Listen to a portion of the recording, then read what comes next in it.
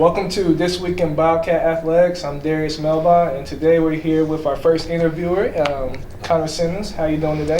Good, man. How you doing? I'm doing good. Thank you for being here. And Connor here, he actually is on the men's cycling team, and he's done very well so far. So can you just give the viewers a brief description of who you are and what brought you to McRae College? My name's Connor Simmons. I grew up in Texas, and I heard about the school after a national championship. They sent a pamphlet in the mail. So I came here and visited, and I love the mountains and the racing scene, so I decided to come. And you are from Texas, so I know it's very hot down there. It's a big state, and I know Benarel is a little bit smaller and it's a lot colder. So have you had a big adjustment from living in Texas all your life and then coming to the mountains? The first semester was pretty hard to deal with. I came in the spring, so I came right into winter, and as soon as it started snowing, it was the first time I'd actually ever seen it snow. Yeah. Have you had a chance to actually snowboard or ski yet? Yes, I have. Yeah. Really? How's that? Oh, it's a blast. Love it. So are you pretty good? Are you better at snowboarding than cycling? You thinking about switching? No, sports? I don't think I can switch quite yet. No. That's funny.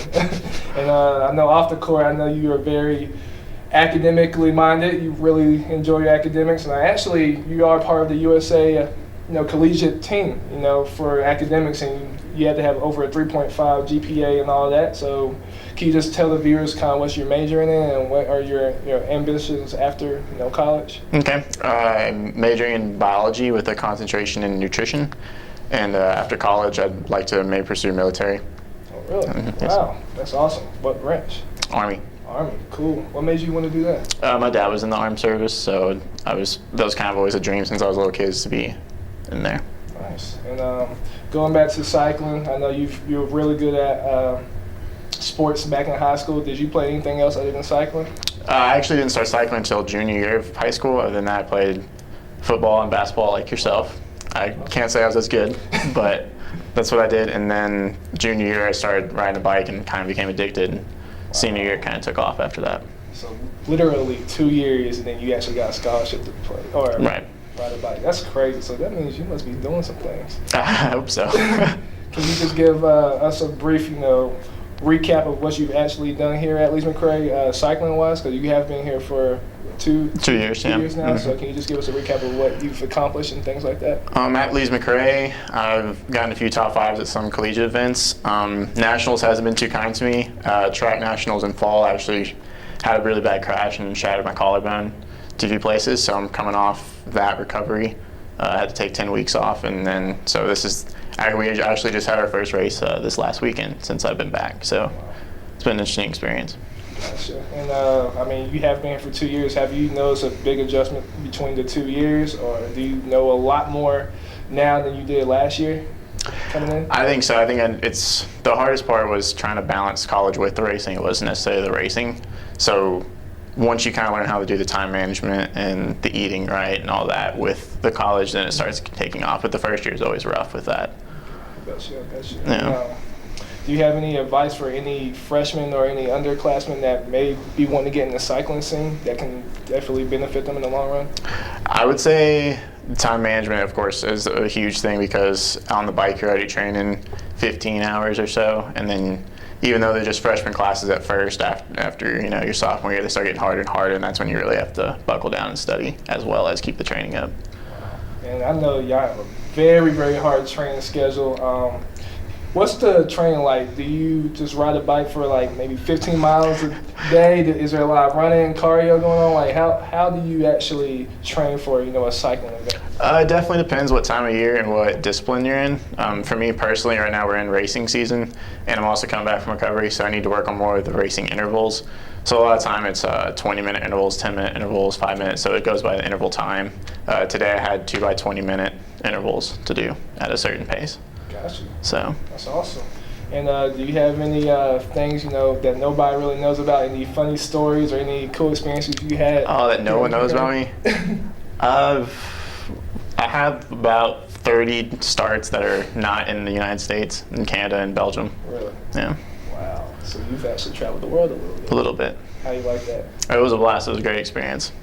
I hope to do that one day, so I might have to talk to you in the future about that. But thank you for coming out today. Yeah, man.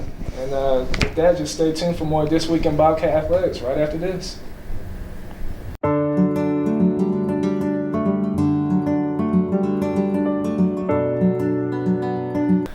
Welcome back to This Week in Bobcat Athletics. I'm here with Coach Chong. How you doing today? Doing well, thank you. Thank you for being here. Coach Chong here, he's actually the men's volleyball coach here at McRae College. Can you just give us a little bit of a background on who you are and what brought you here to McRae College? I grew up in Northern California, went to school at Leon Marymount in the LA area. Started coaching basically right when I graduated from high school. Had a couple of juniors club teams that I ran. And then I worked with a couple of clubs and high schools in the LA area. I guess mostly my professional start was kind of in about 2000 when I went over to Germany. I was coaching at one of the Olympic training centers. I worked with half of the boys' youth and junior national teams. That became a one year planned 1 year to 6 year thing, and coached different club teams after that. And then when I came back to the States, I was a assistant at Rutgers Newark, which was the Division One program at that time, and then St. Francis, Vassar College, and then here. Wow, so you've done a lot. Notice you said Germany. Can you just give us a little bit more detail of how that experience was being in Germany? Because I know that's on the other side of the world from the United States, and they may play a different style of volleyball. How was that compared to here at McRae College? Well, I was mostly working with, I guess you would call, semi-professionals. Mm-hmm. So obviously with them, it's not as much teaching a game as in kind of more of a refining and fine-tuning and make sure everything's clicking and all the connections and timing's right. So I had a lot of players with more experience. I had one player who was on the national team for Belarus. So obviously a very experienced player. I had a couple of players from Canada and one from the U.S. So that was obviously a different experience, kind of working with adults that had a lot of experience. That's awesome. And comparing that to, I guess, coaching students, is that a big difference? Is that harder to manage the talent pool of, I guess, a semi-professional athlete and, I guess, men that's older rather than, I guess, coaching, I guess, people at, I guess, my level? It's different. I'm going to say one is better than the other. It's different because, like I said, one is managing the talent you have, and when you go to a college team, there's still a lot of teaching to be done. So you're still teaching technique, helping them understand the game. So those are kind of aspects that you don't see when you coach, older adults or professionals. Gotcha. And I noticed you said you actually coached at D1 school as well. Have you learned anything that helps you from that D1 school that you've applied here at McRae College, or is it really similar, or is there a bigger adjustment, switching from that level to, coming here? I don't think there's really too much of a difference. I thought the biggest thing I took from coaching at the D1 level was basically learning from the head coaches that were there, and also finding out, getting to know other Division I head coaches, and kind of learning, how everyone does everything. I started working camps at Penn State and was able to kind of learn from the Penn State head coach and assistant coaches, and while other coaches went there to also work camps there. So it's more of a learning experience that was something I could bring to school like McRae.